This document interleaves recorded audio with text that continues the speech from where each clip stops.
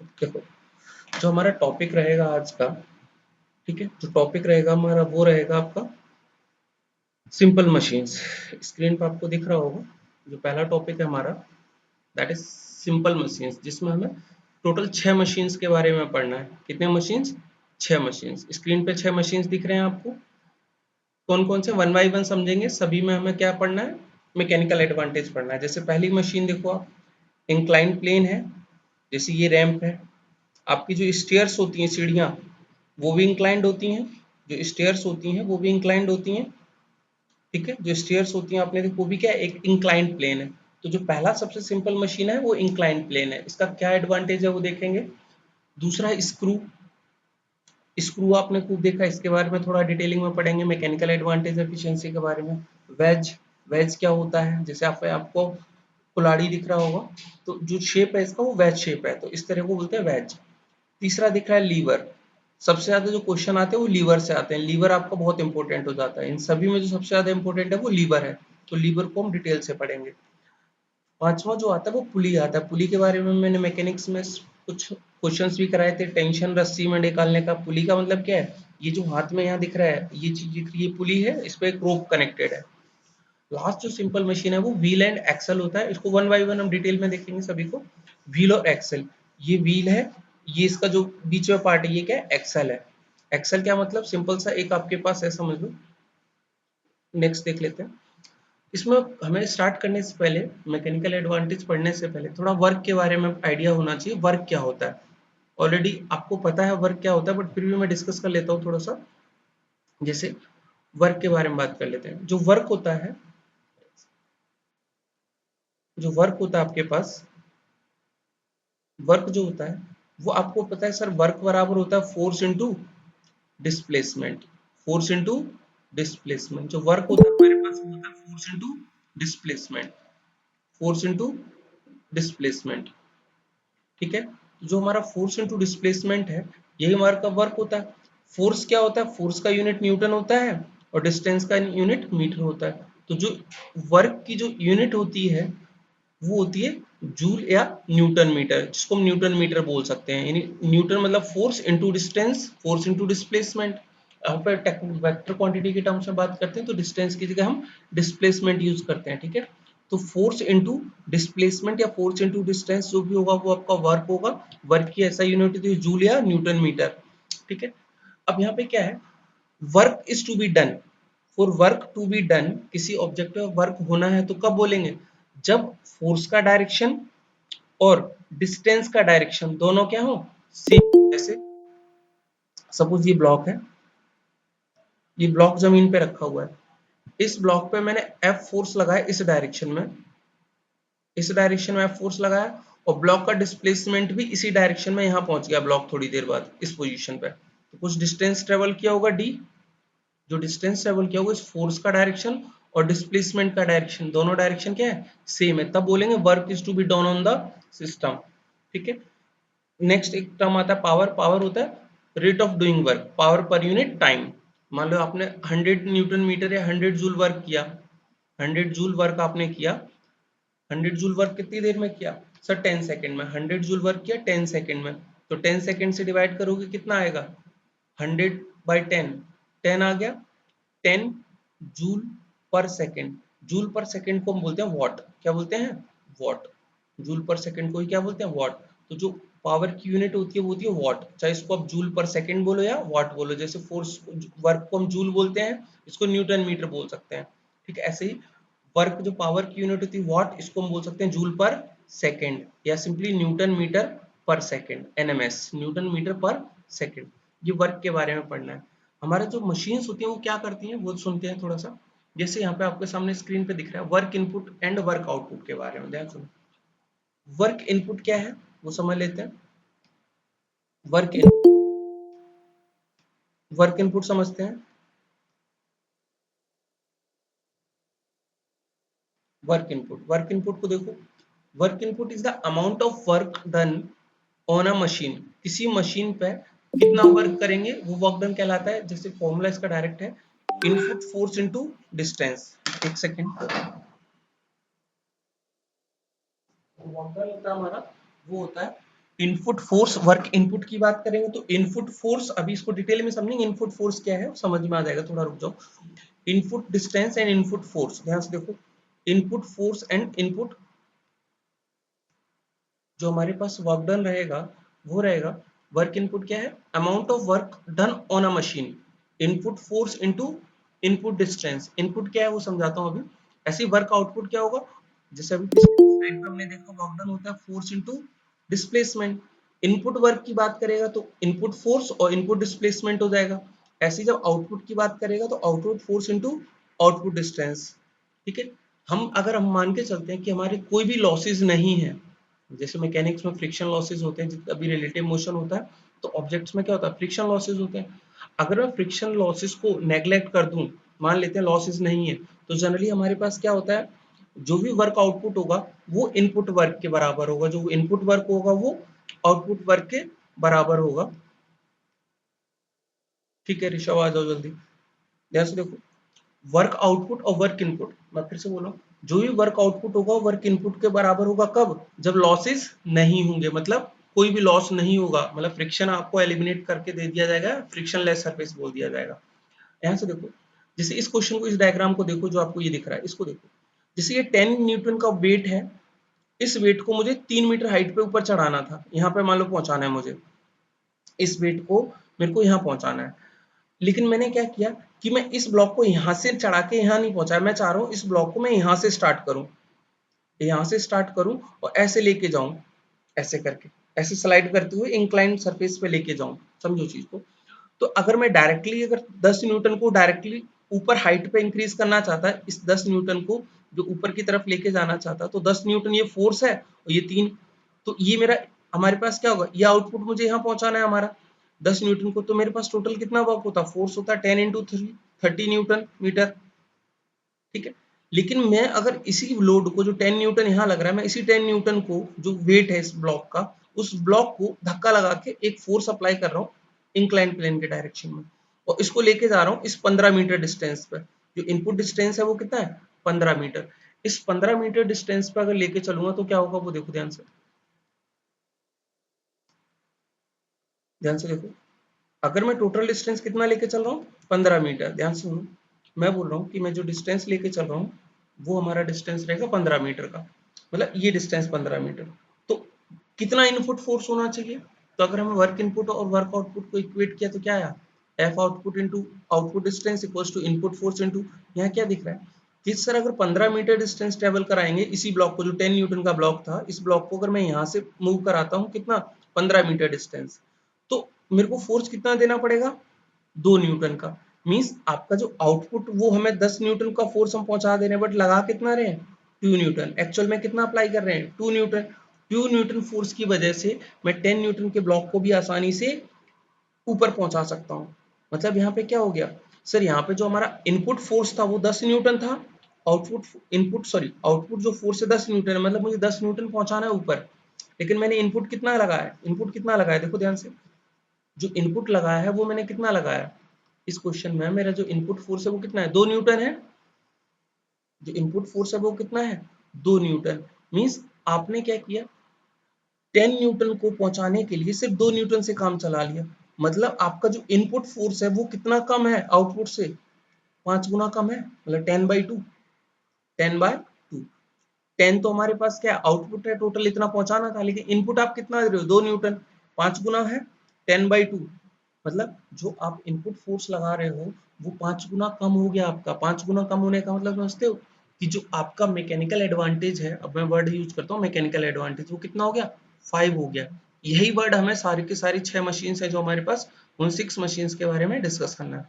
जो भी मैं पढ़ा रहा हूँ ये पूरा रिकॉर्डेड रहेगा, तो मैं क्लास के बाद इसको रिकॉर्डिंग जो है आपको भेज दूंगा ग्रुप पे, ठीक है, और पीडीएफ भी भेज दूंगा जो आपके पास कंटेंट है, तो आप पहले समझते रहो, बस जहाँ डाउट हो वहाँ बात करना बस।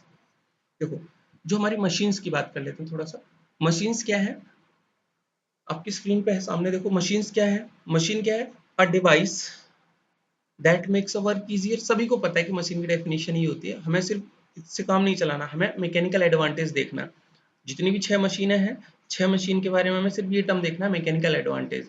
ठीक है, मशीन का काम क्या होता है, can change the size, the direction and the distance over which a force act. तीन काम कर सकती है क्या क्या? एक तो जो मशीन है कोई भी, वो साइज चेंज कर सकती है, machine can change the size, direction and the distance over which a force act. किसी फोर्स का साइज है, जैसे 10 न्यूटन था, उसको हमने कितना कन्वर्ट कर लिया, 2 न्यूटन, तो साइज चेंज हो गया। हम डायरेक्शन भी चेंज कर सकते हैं, ठीक है। मान लीजिए जैसे पुली से सिस्टम है, हम फोर्स इस पुली पे नीचे लगाएंगे, मान लीजिए ये जो हुक है आपको दिख रहा है, हुक पे अगर डायरेक्शन में नीचे फोर्स लगाएंगे तो ये लोड है ऊपर जाएगा, अगर इसको नीचे लेके जाएंगे, फोर्स नीचे लगाएंगे तो ये लोड ऊपर जाएगा। जो आपका ब्लॉक ये दिख रहा है, ये ब्लॉक ऊपर की तरफ जाएगा, मतलब we can change the direction और the distance over which a force act. Distance भी चेंज कर सकते हैं। जैसे यहाँ देखो, ये जो गियर्स हैं, अगर मैं इसको क्लॉकवाइज घुमाता हूँ, कलर चेंज कर लेता हूँ, जैसे समझो गियर को देखो, जो हमारा गियर है इसको देखो, ये जो गियर है अगर ये क्लॉकवाइज घूम रहा है तो ये वाला जो गियर होगा कैसे घूमेगा, एंटी क्लॉकवाइज घूमेगा। मतलब हम जो डायरेक्शन है उसको भी चेंज कर सकते हैं with the help of machine. आपके पास जो ट्रैक्टर दिख रहा है, जेसीबी वाला पार्ट या ट्रैक्टर जो भी आपको दिखाई दे रहा है, ठीक है, एसी वाला ट्रैक्टर है, तो ये क्या है, एक मशीन है जो आपके वर्क को आसान बनाता है। अब वही जो मशीन्स है वन बाय वन समझेंगे, उससे पहले समझते हैं मैकेनिकल एडवांटेज क्या होता है, कैसे समझना वर्क के बारे में, वो देखते हैं। थोड़ा सा वर्ड यहाँ पे यूज आता है, ध्यान से देखना। मशीन्स, इसको पढ़ो, वन बाय वन लाइन पढ़ते हैं। मशीन्स मेक्स वर्क इजियर, कैसे वर्क करेंगे, change the amount of force you exert. जैसे अभी मेरा था 10 न्यूटन लोड को मुझे अप्लाई ऊपर भेजना था, तो मैंने इनपुट फोर्स कितना लगाया था, 2 न्यूटन। मतलब जो हमारा मशीन होगा, वो मशीन कौन सा था, इंक्लाइन प्लेन था, कि इंक्लाइन प्लेन पे यहाँ से ब्लॉक को मेरे को यहाँ पहुंचाना है। अगर डायरेक्ट पहुंचाता तो ज्यादा लोड लगाना पड़ता, ज्यादा इनपुट फोर्स लगाना पड़ता, बट इंक्लाइन सरफेस के थ्रू लेके जाएंगे तो आपको फोर्स कम लगाना पड़ेगा, 10 न्यूटन की जगह कितना, 2 न्यूटन। तो it changes the amount of force you exert, जितना फोर्स लगाते हो उसका कम कर देता है। दूसरा, changing the distance over which you exert your force, जो डिस्टेंस है उसको चेंज कर देता है। And last one, change the direction of force. अभी हम पिछले स्लाइड में भी देख चुके हैं, तीन टॉपिक याद रखना। मशीन्स क्या काम करती हैं, डायरेक्शन ऑफ फोर्स चेंज करती हैं, direction of your force, distance over which you exert your force, जो फोर्स लगाते हो उसका डिस्टेंस कितना होगा।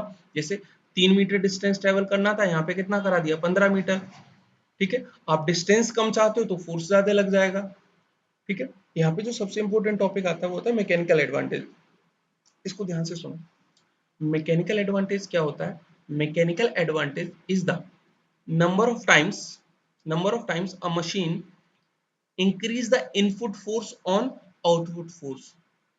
आउटपुट फोर्स और इनपुट फोर्स में कितने नंबर ऑफ टाइम्स इंक्रीज होता है, the input on the output force, number of times a machine increase the input force. Input force कितने टाइम्स इंक्रीज करता है, out of the output force is the force, is the force the machine exert on object.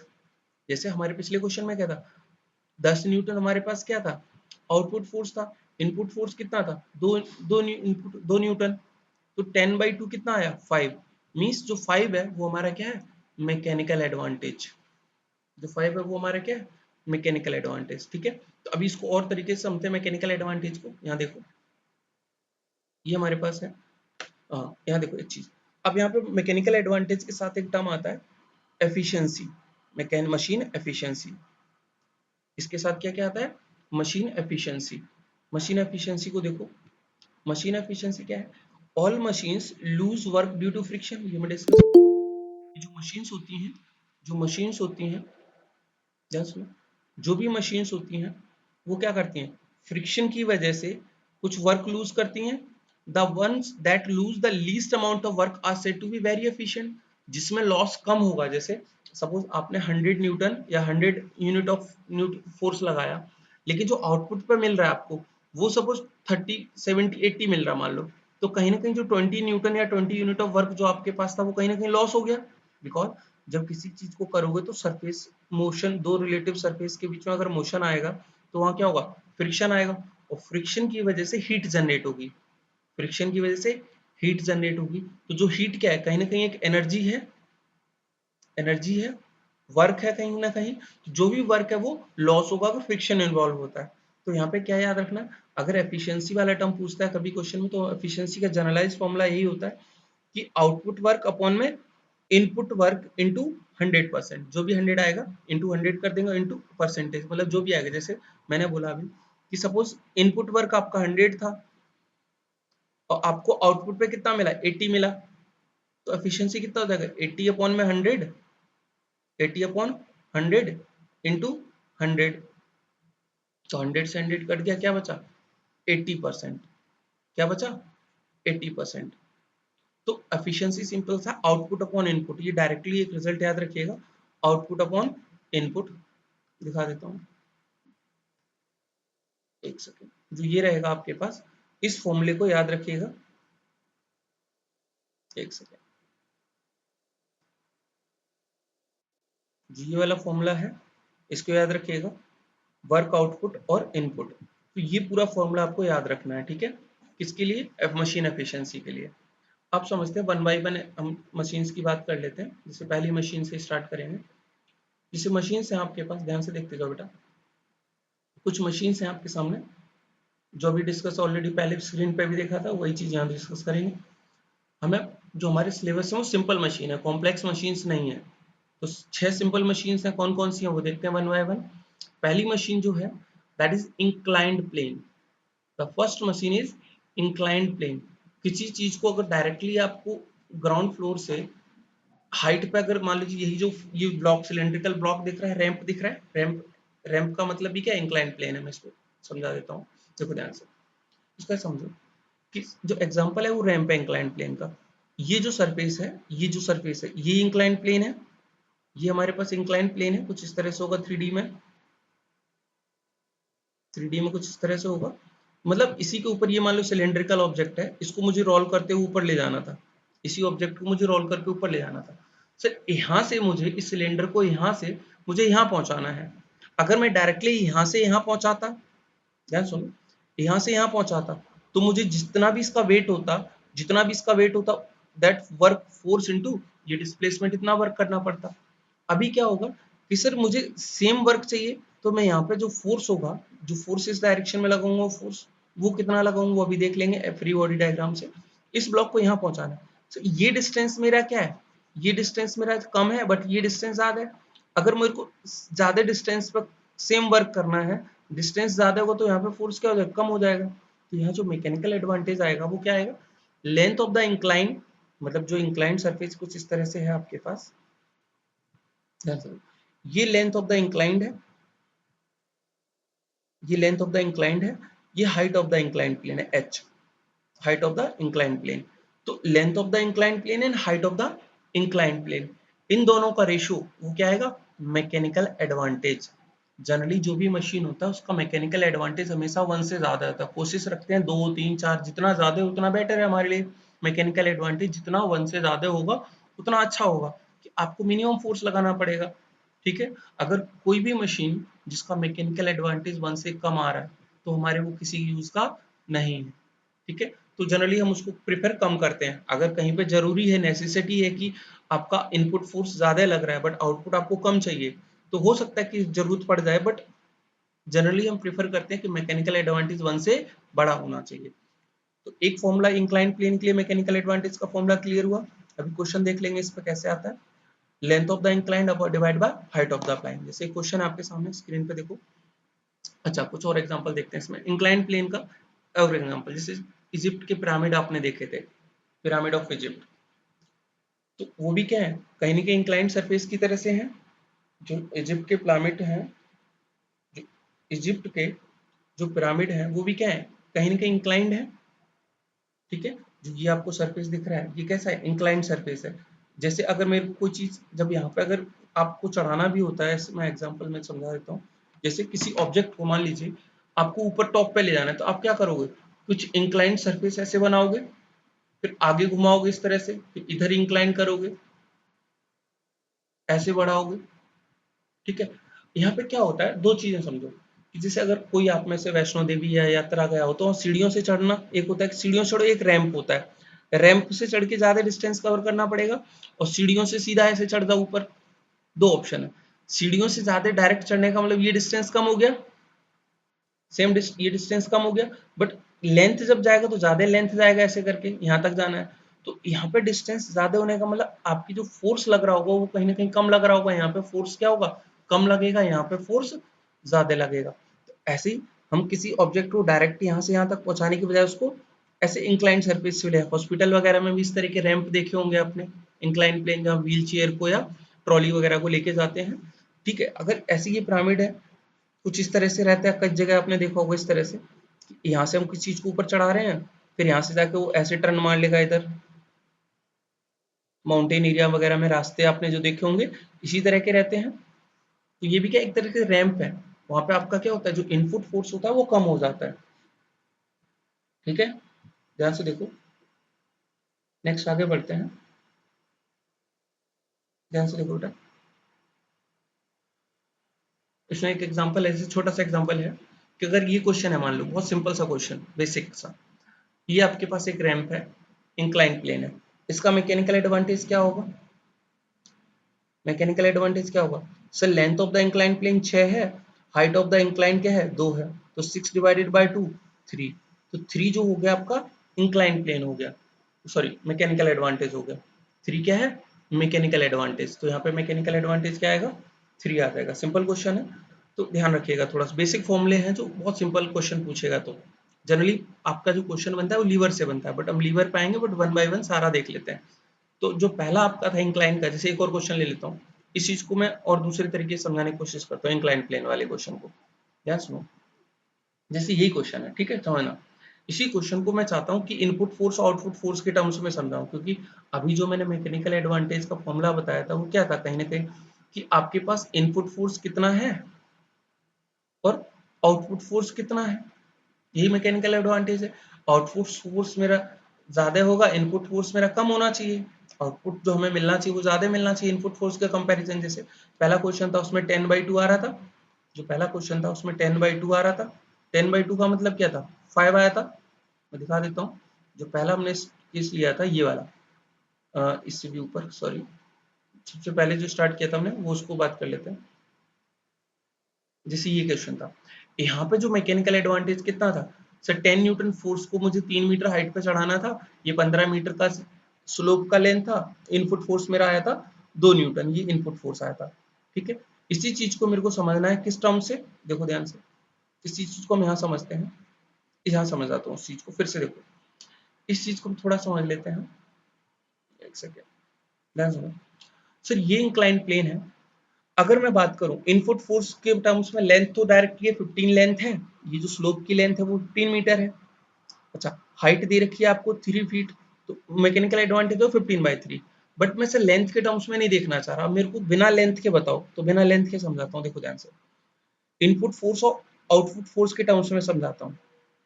Suppose करो कि जो मेरे पास यहाँ block था, ध्यान सुना, जो ब्लॉक यहाँ पे था जिसका न्यूटन 10 न्यूटन वेट था, 10 न्यूटन को मुझे यहाँ पहुंचाना था, कहाँ पे? 3 मीटर डिस्टेंस पे 10 न्यूटन फोर्स को 3 मीटर हाइट पे पहुंचाना है, 3 फीट, जो यहाँ 3 फीट लिखा मैं मीटर ले रहा हूँ, 10 न्यूटन फोर्स को, 10 न्यूटन ब्लॉक को 3 मीटर पहुंचाना है। अच्छा, मैं चाह रहा हूँ कि उसी ब्लॉक को, इसी ब्लॉक को जितना वर्क यहाँ पे होगा 10 × 3, यहाँ पे वर्क कितना होगा? वर्क हो जाएगा 10 × 3, 10 × 3, 30 न्यूटन हो जाएगा, 30 newton metre work. Same work मुझे यहाँ करना है, यहाँ पे डिस्टेंस कितना है सर? 15 है। अच्छा सर, मेरे को ना इस फॉर्मूले से 15/3 नहीं चाहिए, मेरे को ना फोर्स के टर्म्स में बताओ। ध्यान सुनो, यहाँ 10 न्यूटन है। अच्छा, अगर मैं यहाँ से इसका अगर एफबीडी बनाऊं, इस ब्लॉक का जो आपका 10 न्यूटन है, इसका एफबीडी बनाऊं, ये मान लेता हूँ थीटा है, ये एंगल कितना है? थीटा। तो अगर ये 15 है, ये 3 है, तो ये बेस पता लग जाएगा, बेस पता लग जाएगा, बट बेस की जरूरत नहीं पड़ेगी, समझा देता हूँ क्यों। ऐसे देखो, सपोज 10 न्यूटन लोड है, कितना है? 10 न्यूटन। अगर मैं इसका एफबीडी बनाता हूँ, मान लीजिए इसको ऐसे धक्का लगाना है, इस डायरेक्शन में, इस डायरेक्शन में धक्का लगाना है, तो इस 10 न्यूटन के दो कंपोनेंट होंगे, एक ये कंपोनेंट होगा, ये 10 न्यूटन है, एक इसका ये कंपोनेंट होगा, ध्यान से देखो बेटा, एक ये कंपोनेंट होगा और एक इसका ये डाउनवर्ड कंपोनेंट होगा। एक होगा 10 cos थीटा, और जो डाउनवर्ड की डायरेक्शन में होगा ये हो जाएगा 10 sin थीटा।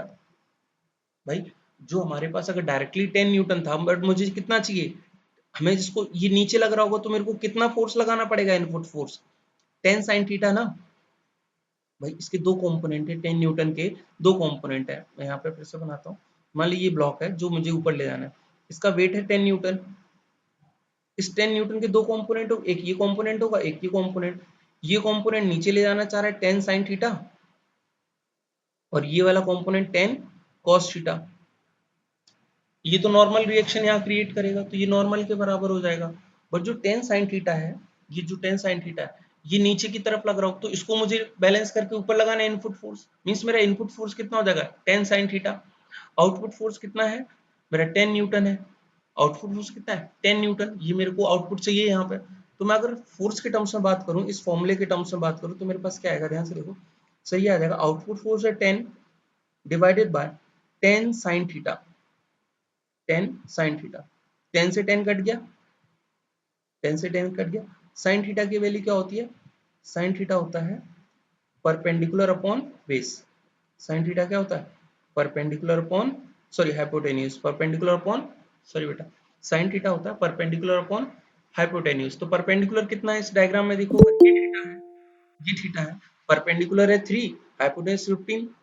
तो अगर मैं 1 अपॉन में नीचे 1 3 अपॉन 15 लिखूंगा, तो ये 15 ऊपर जाएगा, कितना हो जाएगा 15/3, कितना आ गया 5। यही तो मैकेनिकल एडवांटेज हमने देखा था, 10/2 निकालो या 15/3 निकालो। ठीक है, तो चाहे मैं फोर्स के टर्म्स में देखूं या लेंथ के टर्म्स में, जो मैकेनिकल एडवांटेज होगा वो सेम आएगा। यहाँ तक क्लियर है सभी को, सभी को क्लियर है यहाँ तक? ठीक है ऋषभ, बाकी लोग ठीक, ओके बेटा, जतिन ठीक है बेटा, चलो आगे बढ़ते हैं। ठीक है, अब ध्यान सुनो, इसके बाद हमारा जो पहला वाला केस था इंक्लाइन प्लेन का, वो क्लियर हो गया। जो दूसरा हमारा आता है, दूसरा सिंपल मशीन आता है, वो आता है वेज। दूसरा जो मशीन आता है वो क्या आता है, वेज आता है।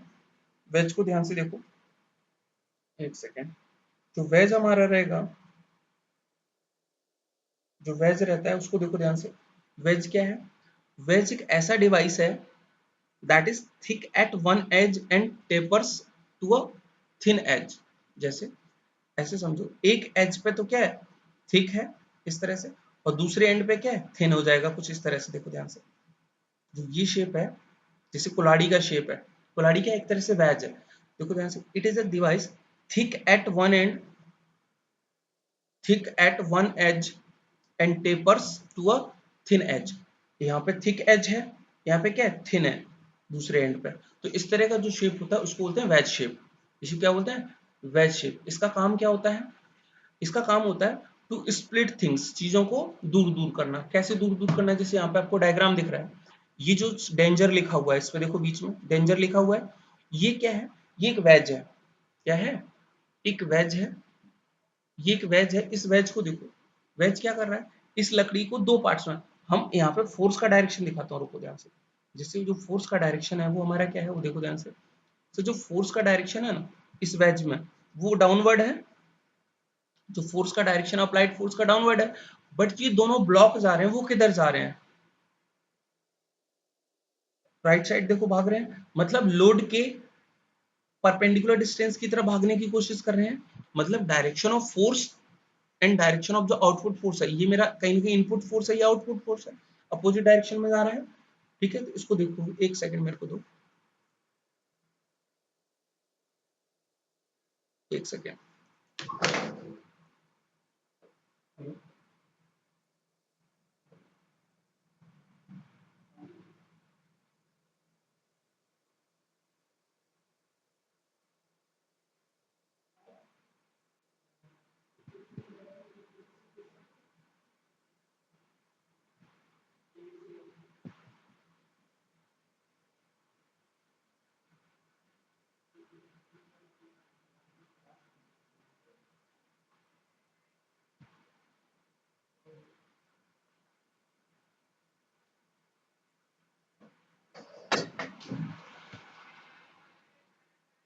चलो देखो ध्यान से, मैं एग्जांपल्स की बात कर रहा था। तो यहाँ पे क्या होगा, जो फोर्स का डायरेक्शन होगा, जो फोर्स का डायरेक्शन होगा, ध्यान सुनो, जो फोर्स का डायरेक्शन होगा अप्लाइड फोर्स का, और जो आउटपुट फोर्स का डायरेक्शन हो क्या होगा, अलग अलग होगा। दिख रहा है यहाँ पे। जैसे अब दूसरा एग्जांपल है आपके पास, देखो ध्यान से। टू इंक्लाइन, अच्छा ये भी है, two inclined planes put together to form a V shape.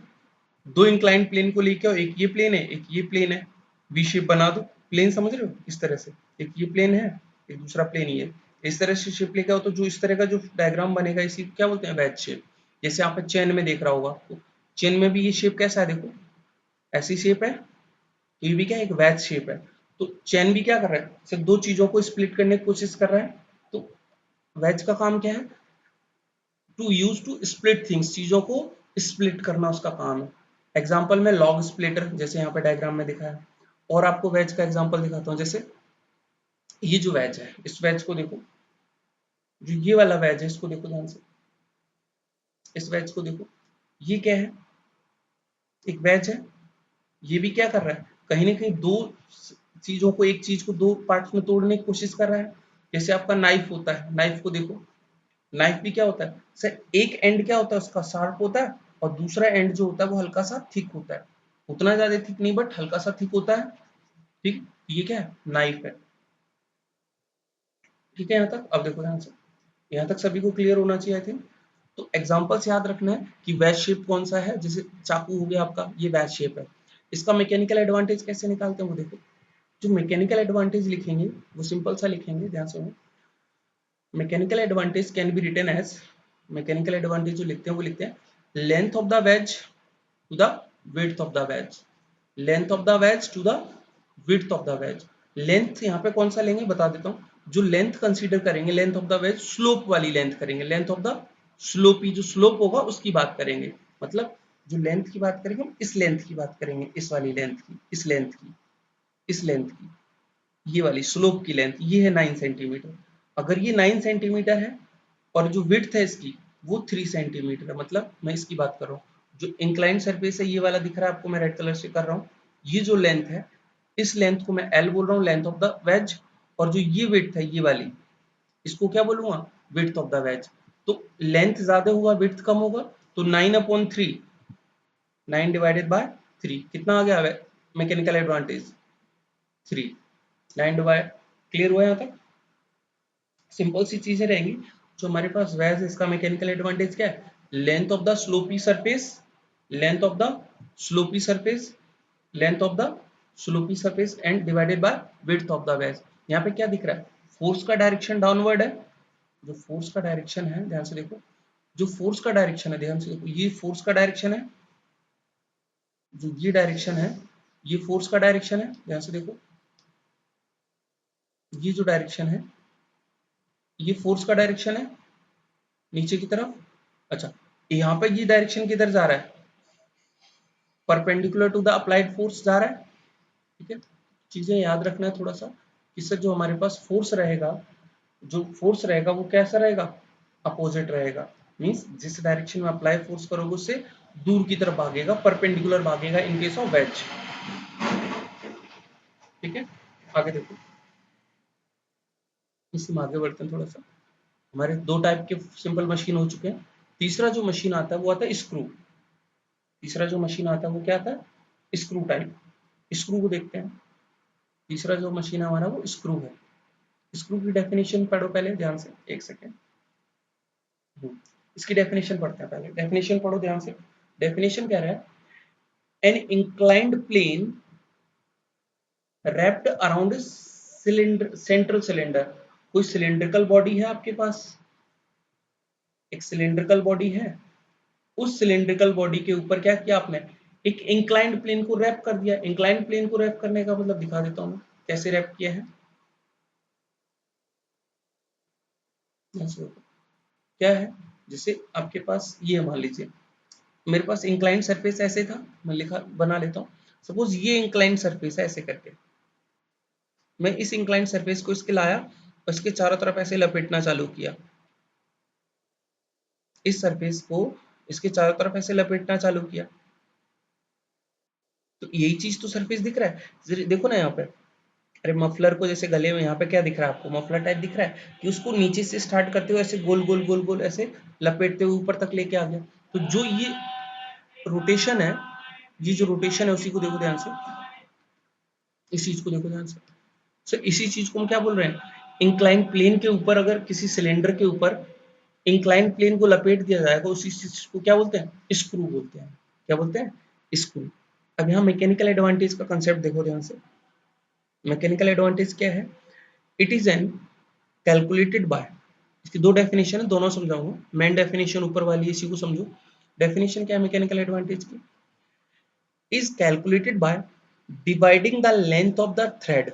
Length of the thread, length of the thread का मतलब जो मेरा ये जो लेंथ है, ये देखो मैं डार्क शेड कर रहा हूँ, ये वाली, ये जो है, अगर इसको जो मैंने बोला कि मैंने वायर को या इंक्लाइन प्लेन को, इसको मैं रैप किया था, जिसको चारों तरफ ऐसे लपेटा था, उस लेंथ को खींच के ले आऊं तो कुछ ऐसा लेंथ बनेगा। एक्चुअल थ्रेड तो यही होगी ना लेंथ की, जो मेरी थ्रेड की लेंथ हो क्या होगी सर, ये जो चारों तरफ इसके लपेटा हुआ है वही चीज है ना, मतलब जो मैंने ऐसे वायर बताया था कि सर ये मेरा इंक्लाइंड प्लेन है, ये इंक्लाइंड प्लेन है, इसी इंक्लाइंड प्लेन को मैंने इसके इसके ऊपर लपेट दिया।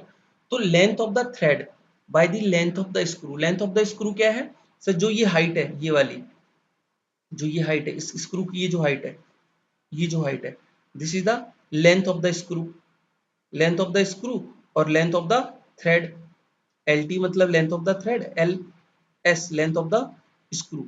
तो ये जो हाइट है वो क्या है, लेंथ ऑफ द स्क्रू, और जो आपने इसके ऊपर चारों तरफ से ऐसे ऐसे लपेटा हुआ है ऐसे ऐसे करके, वो क्या है, लेंथ ऑफ द थ्रेड। यानी एक तरह से हम धागे को लपेटना, तो धागे को इसके ऊपर लपेट दो, सिंपल सा वर्ड समझने के लिए बोल रहा हूँ।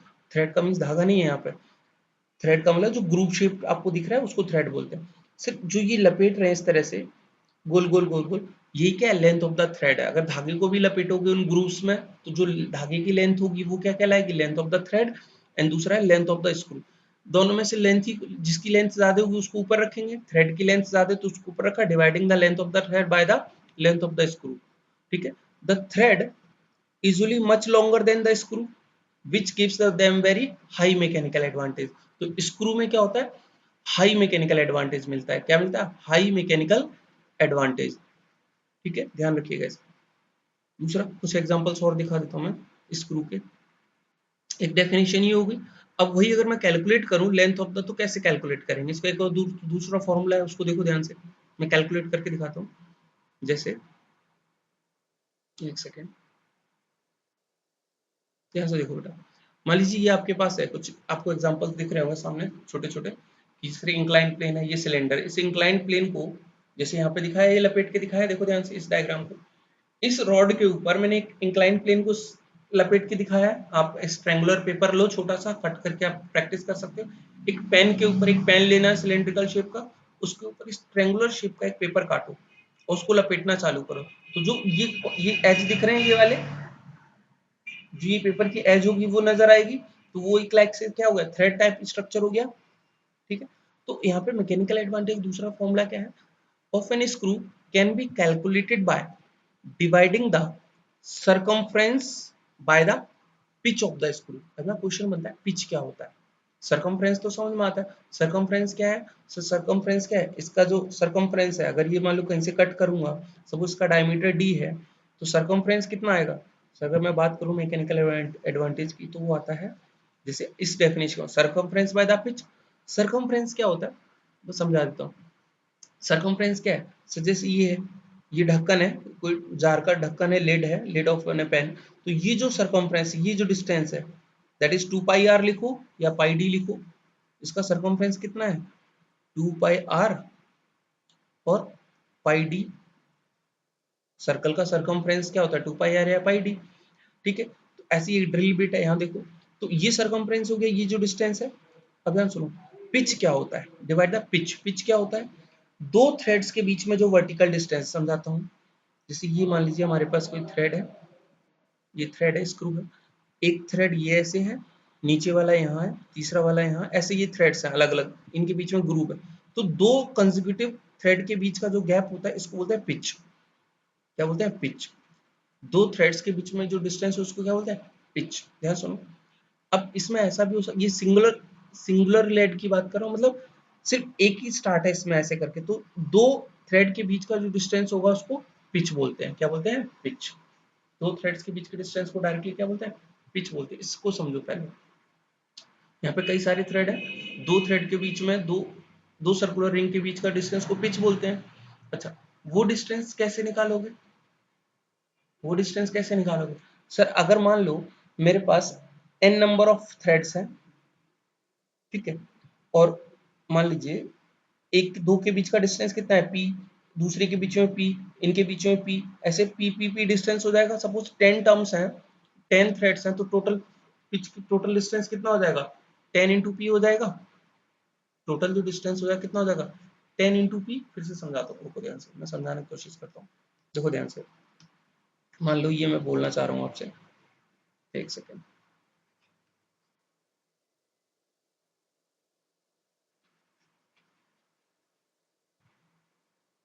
ध्यान से देखो, मैं ये बोलना चाह रहा हूँ आपसे,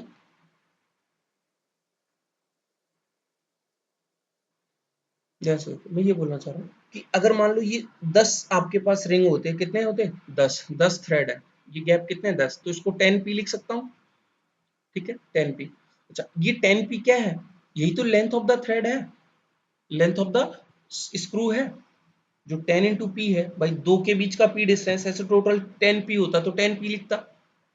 अच्छा, लेंथ ऑफ द थ्रेड निकालने के लिए क्या करते, sir length of the thread मैं लिख लेता हूं यहाँ पे, length of thread, length of the thread divided by length of screw. ध्यान सुनो, लेंथ ऑफ द थ्रेड कितना है सर, एक रिंग का, अगर एक रिंग है, ध्यान सुनो, एक रिंग कितना है, अगर इसमें 10 सर्कुलर रिंग है तो एक रिंग का डिस्टेंस कितना होगा, पाई डी या 2 पाई आर, पाई डी या 2 पाई आर। तो अगर 10 है तो 10 इंटू 2 पाई आर, ये लेंथ ऑफ द थ्रेड ही तो हुआ। अगर 10 सर्कुलर रिंग है, इसमें कितने सर्कुलर रिंग, 10 रिंग है, तो एक रिंग का डिस्टेंस कितना है, 2 पाई आर या पाई डी। तो 10 का कितना हो जाएगा, 10 into 2 pi or divided by length of screw. Length of screw कितना है, 10 इंटू पी, 10 इंटू पी। तो इस 10 से ये 10 कट जाएगा, क्या बचा, 2 pi r upon p. 2 pi r क्या है, ये सरकमफ्रेंस है, 2 पाई आर क्या है, सरकमफ्रेंस है, और पी क्या है, पिच है। तो यही डेफिनेशन दूसरी होगी, सरकमफ्रेंस बाय द पिच।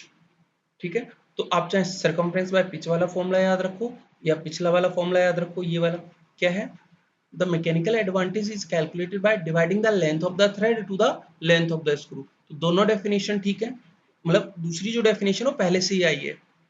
ठीक है, कुछ एग्जांपल्स आपके सामने देखो ध्यान से, जैसे एक ये है, यहाँ पे क्या है, काफी क्लोज क्लोज पिच है, पिच क्या है, बहुत कम है। अगर पिच कम होगा, जैसे मैकेनिकल एडवांटेज की बात कर रहा हूँ, अभी लिखा है सरकमफ्रेंस अपॉन में पिच, अगर मेरा पिच कम होगा तो मैकेनिकल एडवांटेज क्या होगा, हाई होगा। अगर पिच मेरा कम होगा तो मैकेनिकल एडवांटेज क्या होगा, हाई होगा। जैसे इसमें क्या है, पिच बहुत कम है तो यहाँ पे मैकेनिकल एडवांटेज ज्यादा होगा। इसमें देखो, इसमें आपको विजुलाइज होगा थोड़ा सा ज्यादा है पिच का डिस्टेंस, तो यहाँ पे एज यहाँ पे मैकेनिकल एडवांटेज थोड़ा सा कम होगा। यहाँ क्या है, देखो यहाँ देखो, यहाँ और ज्यादा गैप है, तो यहाँ पिच ज्यादा है, पिच ज्यादा का मतलब यहाँ मैकेनिकल एडवांटेज काफी कम होगा। क्लियर है यहाँ तक, आ जाओ विशाल, आधी क्लास तो हो गई है। चलो देखो ध्यान से, तो ये हमारे पास हो गए स्क्रू, हम टोटल 3 पढ़ चुके हैं। अब जो हमारा सबसे इंपॉर्टेंट है, जिसमें मैक्सिमम क्वेश्चन पूछा जाता है, वो आता है लीवर से। तो अब लीवर स्टार्ट करते हैं, चौथे टाइप की मशीन है हमारे पास, इसको समझते हैं। इसको मैं थोड़ा स्लो समझाऊंगा, ध्यान से देखिएगा, ठीक है, काफी इंपॉर्टेंट है ये, इसको समझेंगे हम। ध्यान सुनो, मान लेते हैं ये हमारे पास लीवर है, लीवर का मीनिंग समझते हैं। लीवर का मीनिंग क्या है, समझो, कोई भी रिजिड बार है, आपने काफी देखे होंगे लीवर्स, कोई भी रिजिड बार है आपके पास, ठीक है, किसी एक पॉइंट के अबाउट, मान लेते हैं इसके अबाउट हिंज कर दिया आपने, बचपन में झूला देखा होगा सी सॉ, आप यहाँ चेयर लगा के बैठ गए, यहाँ बैठ गए, तो मोशन अप एंड डाउन करते थे, कि कभी यहाँ पे अगर हैवी पर्सन है, यहाँ पे दूसरे आप हो, तो क्या करोगे सर, ऊपर और नीचे इस पॉइंट के अबाउट क्या करोगे, फ्रीली रोटेट होता नजर आएगा, जो सेंटर पॉइंट है इसके अबाउट रोटेट करता नजर आएगा। तो एक रिजिड बार है, मतलब जो बार है, ये देखो ध्यान से, यहाँ डायग्राम में देखो, ये जो है ये क्या एक बार है, समझो ये बार है, और जिस पॉइंट के अबाउट हिंज होता है, जिस पॉइंट के अबाउट हिंज होता है, फिक्स्ड पॉइंट होता है, उस फिक्स पॉइंट को बोलते हैं फलक्रम। क्या बोलते हैं, फलक्रम। तो जो ये पॉइंट है, मैं रेड कलर ले लेता हूं, जो ये पॉइंट है, जो ये वाला पॉइंट देखो ध्यान से, जो ये वाला पॉइंट है, ये वाला पॉइंट, इस पॉइंट को फलक्रम बोलेंगे, इसको एफ से डिनोट करेंगे, फलक्रम को एफ से या ओ से कई जगह दिखाते हैं, ठीक है। तो यहाँ पे तीन चीजें हमें फोकस करनी है, मैकेनिकल एडवांटेज है, तीन चीजें क्या क्या। एक तो हमारे पास एफर्ट आर्म होना चाहिए, एक रेसिस्टेंस आर्म के बारे में पता होना चाहिए, और फलम का पोजीशन प्लस जो रेसिस्टेंस है, इसी को हम टेक्निकल टर्म्स में लोड भी बोल देते हैं। आपको जनरली क्वेश्चन में लोड रहेगा, ये हमारा इनपुट रहेगा, इनपुट को हम कई बार एफर्ट बोल देते हैं। क्या बोल देते हैं? एफर्ट, जो हम लगा रहे हैं। इनपुट फोर्स क्या है? The effort we are applying on any system. तो इसीलिए इसको एफर्ट आर्म बोला। फलक्रम से जो इनपुट फोर्स का डिस्टेंस है, उस डिस्टेंस को इन्होंने बोल दिया एफर्ट आर्म या एफर्ट डिस्टेंस। फलक्रम से जहां पे आप इनपुट फोर्स लगाओगे, उसके बीच के डिस्टेंस को बोलते हैं एफर्ट आर्म। ठीक है, ये डिस्टेंस है। ठीक है, तो ये एफर्ट वाला डिस्टेंस हो गया। अच्छा, जहां पे लोड लग रहा है, मान लीजिए इस ब्लॉक का सपोज मास है 100 KG, let suppose this is 100 KG. इस 100 केजी ब्लॉक को यहाँ कोई 50 केजी का पर्सन बैठा हुआ है, उससे बोला इसको उठाना है, तो क्या करेगा? इस तरह का एक रिजिड बीम लेगा, एक डंडा मान लीजिए, जस्ट एक बीम लेगा, किसी एक पॉइंट पे फिक्स करेगा, जिसके बाद रोटेट करेगा। तो यहाँ पे हम नीचे डाउनवर्ड फोर्स लगाएंगे, तो यहाँ पे क्या होगा? ऊपर की तरफ उठेगा। आपका इनपुट फोर्स डाउनवर्ड है, आउटपुट फोर्स अपवर्ड है। ठीक है, कुछ केसेस में ऐसा भी हो सकता है कि input force and output force दोनों क्या हो? सेम डायरेक्शन में। यहाँ पे क्या? अपोजिट डायरेक्शन में। जहाँ पे क्या है? अपोजिट डायरेक्शन में। जब भी अगर अपवर्ड का फोर्स, इनपुट फोर्स यानी आपका अपवर्ड, और आपका जो लोड है यानी जो रेसिस्टेंस है, उनका डायरेक्शन अपोजिट होता है। कैसा होता है? अपोजिट। तो इस तरह के लीवर को बोलते हैं फर्स्ट क्लास लीवर। क्या बोलते हैं? First class lever. और first type of lever, first class type of lever. तो अभी हमारे पास यहाँ लीवर के तीन टाइप्स हैं, first class liver, second class lever है, थर्ड क्लास लीवर। तो जो सबसे पहला केस है, उसमें क्या है कि अगर इनपुट फोर्स और आउटपुट फोर्स, मतलब आउटपुट का मतलब जो आपका अप्लाइड लोड है, लोड की डायरेक्शन और इनपुट फोर्स की डायरेक्शन अपोजिट अपोजिट है, तो हमारा फर्स्ट टाइप लीवर होगा। फलक्रम कहाँ रहेगा? सेंटर में। अभी इसका शॉर्टकट भी बता दूंगा कैसे याद रखना है तीनों टाइप को। ठीक है, पहले यहाँ मैकेनिकल एडवांटेज देख लो एक बार। मैकेनिकल एडवांटेज कैसे लिखोगे? Mechanical advantage of a lever is determined by comparing the distance from the fulcrum. जो भी डिस्टेंस मेजर करने है, कहां से करना है? फलक्रम से। From the fulcrum, all the distances are measured from the fulcrum. Your end input force from your input force and fulcrum के बीच का distance, and the distance to the fulcrum to the resistance. Means पहले input force के बीच का upward arm वाला distance लेना है, और सेकंड केस में रेसिस्टेंस या लोड आर्म वाला डिस्टेंस लेना है। The closer is the resistance to the fulcrum. ये जो फलक्रम है, जितना रेसिस्टेंस या लोड के नजदीक रहेगा, मतलब ये डिस्टेंस कम रहेगा, क्योंकि डिनोमिनेटर में, मतलब हमारा मैकेनिकल एडवांटेज क्या है यहाँ पर? मैकेनिकल एडवांटेज है effort arm divided by resistance arm. अगर फलक्रम से और रेसिस्टेंस के बीच का डिस्टेंस कम रहेगा, the closer the resistance to the fulcrum, ये जो रेसिस्टेंस है मींस जो लोड है, वो फलक्रम के जितना नजदीक रहेगा, मतलब ये रेसिस्टेंस आर्म कम हो गया। रेसिस्टेंस आर्म मतलब डिनोमिनेटर कम हो गया। डिनोमिनेटर कम होने का मतलब क्या है? ओवरऑल वैल्यू क्या हो जाएगी? बढ़ जाएगी। तो ग्रेटर द मैकेनिकल एडवांटेज। तो जब भी आपको हायर मैकेनिकल एडवांटेज चाहिए होगा, तो जो लोड है, जो रेसिस्टेंस है आपका, वो फलक्रम के नजदीक होना चाहिए। ठीक है, अभी जो भी आपके रियल लाइफ में जो भी फिजिकल एग्जांपल्स है, वो वन बाय वन देखेंगे। अब यहाँ पे बात आती है थ्री क्लासेस ऑफ लीवर्स कौन कौन से। याद रखना बहुत आसान है। आपको क्या याद रखना है?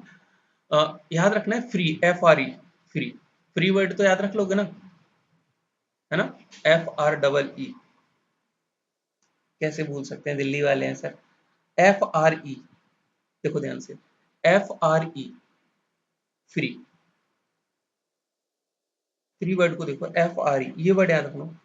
FRE यहाँ पे समझना क्या है। एफ का मतलब क्या है वो समझते हैं। देखो, class one, class two and class three, तीन तरह से डिवाइड करते हैं। कैसे? FRE, fulcrum, resistance and effort. जो शुरू के तीन वर्ड हैं FRE, उसको मैंने इस तरह से अरेंज किया, FRE, फ्री। ठीक है, यहाँ F का मतलब फुलक्रम है, R का मतलब रेसिस्टेंस या लोड है, और एफर्ट का मतलब इनपुट फोर्स है। इन तीनों को देखो ध्यान से। फलक्रम, जो मैंने FRE लिखा है, FRE, फलक्रम, रेसिस्टेंस और एफर्ट, तीन चीजें हैं।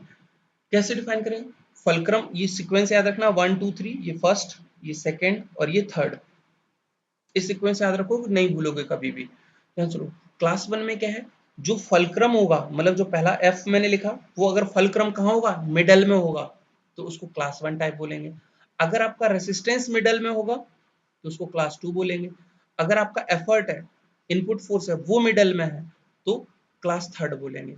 मतलब ये जो पोजीशन है तीनों की, वो कौन सी पोजीशन है, मिडल पोजीशन। कौन सी पोजीशन चेक करनी है, मिडल पोजीशन। मिडल पोजीशन पे कौन है वो बताएगा आपका किस टाइप का लीवर है। जैसे एफर्ट आपका अगर मिडिल पोजीशन पे है, एफर्ट जो आपका वो अगर मिडिल पोजीशन में है तो थर्ड टाइप हो जाएगा। एफर्ट आपका अगर फलक्रम आपका मिडिल पोजीशन में, फलक्रम मतलब एफ, अगर ये मिडिल पोजीशन पे है तो फर्स्ट। यानी आपको क्या देखना है सर, इन तीनों में से मिडिल पोजीशन फाइंड आउट करना है। अगर तीनों में से मिडिल पोजीशन पे आर है, आर मतलब रेसिस्टेंस मिडिल पोजीशन पे है, तो रेसिस्टेंस क्या है, दूसरे नंबर पर आ रहा है, मतलब सेकंड क्लास लीवर। अगर आपका एफर्ट मिडल में है, एफर्ट मतलब ये ई अगर मिडल में है तो ई कहाँ पे आ रहा है, तीसरे नंबर पे है, तो ये थर्ड क्लास लीवर होगा। याद रहेगा, सिंपल सी चीज। ये तो हो गया जस्ट क्लासिफिकेशन कि आपको कैसे याद रखना है कि क्लास, कोई एग्जांपल दिया आपको, पूछेगा ये फर्स्ट क्लास लीवर है, सेकंड क्लास लीवर है, थर्ड क्लास, तो कैसे याद रखना है। जो आपका एफ मतलब फलक्रम है या रेसिस्टेंस है, एफर्ट है, तीनों की पोजीशन चेक करनी है। जो मिडल में होगा उसके अकॉर्डिंग डिसाइड करेंगे फ्रॉम द वर्ड फ्री। जो फ्री वाला वर्ड है, इस वर्ड से हम डिसाइड करेंगे। एफ मतलब फलक्रम, आर मतलब रेसिस्टेंस, ई फोर एफर्ट। अब देखो एग्जांपल्स देखते हैं वन बाय वन। सबसे पहला आता है क्लास 1 लीवर। क्लास 1 लीवर को देखते हैं, एक सेकेंड, हाँ, इसको देखो ध्यान से। जो क्लास 1 लीवर है इसको देखो ध्यान से। क्लास 1 लीवर में क्या है, क्लास 1 लीवर में आपने बताया जो फलक्रम होगा आपका वो मिडल में होगा। क्लास 1 में फलक्रम कहाँ होगा, मिडल में। ये रहा सर फलक्रम मिडल में है, ठीक है। मिडल में ये आपका लोड है, ये लोड है आपके पास। ये आपका क्या है, इनपुट फोर्स है। क्या है, इनपुट फोर्स है। सर इनपुट फोर्स ये है, ये लोड है। यहाँ पे डायरेक्शन क्या है, अपोजिट डायरेक्शन है, दिख रहा होगा। अगर मैं यहाँ पे फोर्स F1 नीचे की तरफ लगाऊंगा, एफर्ट आर्म के साइड लेफ्ट साइड देखो, जो मेरा F इनपुट फोर्स है, इसको अगर मैं डाउनवर्ड लगाऊंगा तो मेरा लोड किधर भागेगा, ऊपर की ओर भागेगा। Means the direction of input force and the load और resistant force is opposite to each other, दोनों एक दूसरे के अपोजिट है। और फलक्रम कहाँ बैठा हुआ है, मस्ती से मिडल में बैठा हुआ है। तो जब फलक्रम मिडल में होगा तो सिंपल सा है, फर्स्ट क्लास लीवर है। कौन सा क्लास का है, फर्स्ट क्लास का। एग्जांपल्स आपको देखो सामने स्क्रीन पे है। ये आपका पहला वाला क्या है, सी सौ, जो बचपन में वो खूब झूला झूला है। यहाँ पे हर्ष को बिठा दो, यहाँ कुलदीप को बिठा दो और झुलाओ दोनों को। ये यश और कुलदीप को बिठा दो। दूसरा है paint can opener. Simple paint can opener या सिंपल बोट कैन ओपनर जो होता है अपने कोल्ड ड्रिंक वगैरह ओपन करने के लिए। तो ये क्या है सर, इस तरह का भी तो है। ये जो पॉइंट है ये फिक्स हो जाता है, आप लोड यहाँ लगाओगे और ये अपोजिट डायरेक्शन फोर्स लगाएगा, ठीक है। ऐसे ही और एग्जांपल्स आते हैं। क्रोबार, जैसे ये क्रोबार है, ये क्या है, क्रोबार। इसको क्या करते हैं, ये एक तरह से फलक्रम वाला पॉइंट कहलाता है। आप लोड यहाँ लगाओगे तो यहाँ से कोई चीज है हमें उठानी है, मान लीजिए बॉक्स है, जैसे ये बॉक्स है, जैसे इस बॉक्स को मुझे उठाना है तो मैं क्या करूंगा, इस क्रो बार जो क्रो टाइप है इसको मैं कुछ इस तरह से लगाऊंगा। ध्यान से देखो, ये जो बार है, क्रो बार जिसको बोलते हैं, इसको ऐसे लगाया नीचे और इस फोर्स को मैं इधर लगाऊंगा, ठीक है। जैसे इधर लगाऊंगा तो फोर्स इधर लगेगा। इस पॉइंट पे देखो, ये आपका जो पॉइंट है ये वाला पॉइंट जमीन से टच होगा, तो जैसे इसको मैं इधर लगाऊं ये फोर्स इधर लगाएगा। अब इसको समझने की कोशिश करो। सिर्फ यहाँ पे फोर्स ऐसे लगेगा और यहाँ फोर्स ऐसे लगेगा, दोनों का डायरेक्शन अपोजिट हुआ। ये वाला फोर्स कहीं ना कहीं मैं नीचे लगाने की कोशिश कर रहा हूँ इधर, और ये फोर्स ऊपर लगने की कोशिश कर रहा है। दिख रहा है ना यहाँ पे, ये देखो ऊपर की तरफ, ये नीचे की तरफ, ठीक है। तो ये सारे एग्जांपल के एक, जैसे हैमर है, व्हेन पुलिंग ए नेल, इस कील को निकालने के लिए हम क्या करते हैं सर, इस पॉइंट को फिक्स कर देते हैं। ये ऐसे हिंज पॉइंट की तरह से ट्रीट करेगा बॉटम पॉइंट। यहाँ पे फोर्स ऐसे लगाएंगे, ये फोर्स ऊपर की तरफ लगाएगा, लोड ऊपर की तरफ, ये इधर की तरफ, दोनों का डायरेक्शन क्या अलग अलग है। और एग्जांपल देख लो इसमें फर्स्ट टाइप के, ये अच्छा है, ठीक है। ये प्लायर है, प्लास देखो, प्लास में ये जो पॉइंट है सेंट्रल पॉइंट, ये क्या है, ये क्या है, ये फलक्रम है एफ। जब मैं फोर्स अंदर की तरफ लगाऊंगा, है ना, तो यहाँ पे कोई चीज जो रखी होगी उस पर ये प्रेशर लगाएगा, तो प्रेशर की वजह से कहीं ना कहीं क्या होगा, एक रेजिस्टेंस फोर्स डेवलप होगी अपोजिट डायरेक्शन में। बात समझ में आ रही है, ऐसे समझो। कि जो नीचे वाला होगा, ध्यान से देखो इस पॉइंट को देखो, इस पॉइंट को, मतलब ये जो प्लायर है वो इसको नीचे अंदर की तरफ दबा रहा होगा। जब हमने इस फोर्स को ऐसे प्लास को जब दबाते हैं हैंड से पकड़ के, ये ऊपर वाले को देखो, सिर्फ ऊपर वाले को, मैं इसको अलग बना लेता हूँ, ऊपर वाले को अलग से बना लेता हूँ समझाने के लिए, ऐसे समझो।